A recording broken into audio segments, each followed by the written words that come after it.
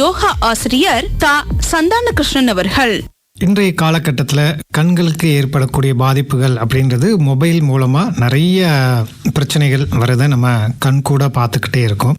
First இந்த mobile addict ஆகிறவங்களுக்கு ஏற்படக்கூடிய உடல் உபாதைகள் அப்படின்னு பார்த்தீங்கன்னா மெமரி லாஸ், ஸ்பீச் டெலிவரி அப்படின்ற ஒரு இஷ்யூஸ் வர ஆரம்பிக்குது.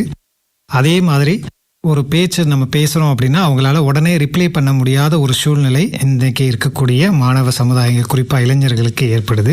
அதுக்கு அடுத்தது கழுத்தை குனிஞ்சிட்டே பார்க்குறப்ப அதிகப்படியான வெயிட் அவங்களுடைய கழுத்து நரம்பு, கழுத்து எலும்புகளில் ஏற்படுறதுனால ஃப்யூச்சரில் அவங்களுக்கு பிரெயின் ரிலேட்டடான இஷ்யூஸ் அதிகமாக வரத்துக்கு வாய்ப்புகள் அதிகம் இருக்குது. இது மட்டும் இல்லாமல் அந்த ஸ்க்ரீனை தொடர்ந்து பார்த்துக்கிட்டே இருக்கிறதுனால கண்களில் ஏற்படக்கூடிய அழுத்தம் அதிகரிச்சுக்கிட்டே இருக்குது.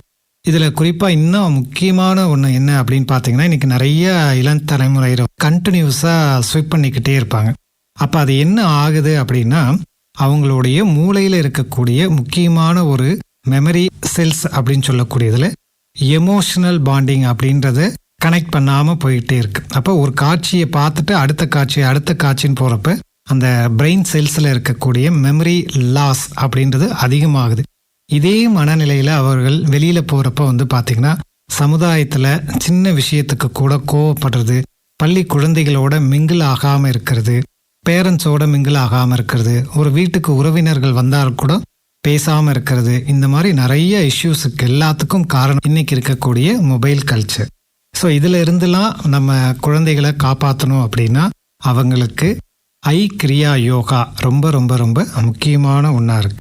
அந்த டிப்ரெஷனுக்கு கொஞ்சம் கொஞ்சமாக போயிட்டுருக்காங்கன்றது நம்ம யாருக்குமே தெரியாது. ஆனால் அவங்க எவ்வளோக்கு எவ்வளோ மொபைலில் அடிக்ட் ஆகுறாங்களோ அவ்வளோக்கு அவ்வளோ டிப்ரெஷனுக்குள்ளே போய் மூளை நரம்பியல் சார்ந்த பிரச்சனைகளுக்கு ஆளாகி கொண்டிருக்கிறார்கள் தான் உண்மை. அப்போ அவங்க காலையில் ஏந்திரிச்ச உடனே கண்களை கழுவுதல், ஐ ஃப்ளாஷிங் அப்படின்னு சொல்கிற மாதிரி கையில் தண்ணி வச்சு கண்ணை தெளித்து அந்த கண்களுக்கு குளுமைப்படுத்தக்கூடிய விஷயம். அதே மாதிரி ஐ பிளிங்கிங் ரொம்ப சிம்பிளான ப்ராக்டிஸ். ஒரு 20 முறை ஒரு நாளைக்கு 60 முறை கண்களை சிமிட்டி கண்களை பார்க்குறப்ப அந்த ஈரத்தன்மை நமக்கு வந்துக்கிட்டே இருக்கும். அதுக்கு அடுத்தது பார்த்திங்கன்னா யோக கிரியாவில் 20-20 ரூல்ஸ் அப்படின்னு சொல்லுவோம்.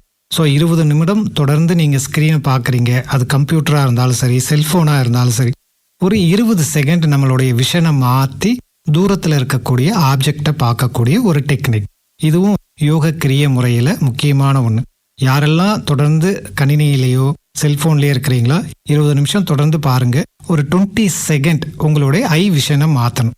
ஸோ உட்காந்துருக்கக்கூடிய இடத்துலையே தூரமாக இருக்கக்கூடிய ஒரு பொருளை பார்த்துட்டு திருப்பி நீங்கள் வரணும். அதே மாதிரி கண்களை 20 டைம்ஸ் பிளிங்க் பண்ணணும். இந்த 20 ரூல்ஸை ஃபாலோ பண்ணாலும் கண் நரம்புகளில் ஏற்படக்கூடிய அழுத்தத்திலிருந்து நம்ம விடுபட முடியும். அதே மாதிரி மூக்கு நுனியை பார்க்கறது, திருப்பி ரிலாக்ஸ் பண்ணுறது, மூக்கு நுனியை பார்க்கறது, திருப்பி ரிலாக்ஸ் பண்ணுறது. இந்த டெக்னிக் ஸ்கூலில் பசங்க தானாக ஒவ்வொரு பீரியடு முடிகிறப்பையும் செய்யலாம். 1 மணி நேரத்துக்கு ஒரு தடவை குறைஞ்சபட்சம் ஒரு 200 ml ஆச்சும் தண்ணி குடிக்கக்கூடிய பழக்கத்துக்கும் நம்ம மாணவர்கள் வரணும். பெற்றோரும் இதை முன்னிறுத்தணும். பள்ளி ஆசிரியர்கள் பள்ளிக்கூடத்துலேயும் இதெல்லாம் ஒரு ரூலாக கொண்டு வரப்போ தான் பார்த்திங்கன்னா வரும் கால சமுதாயம் கண் நோய் இல்லாமல் இருக்கிறதுக்கு நல்லதொரு உதவியாக இருக்கும்.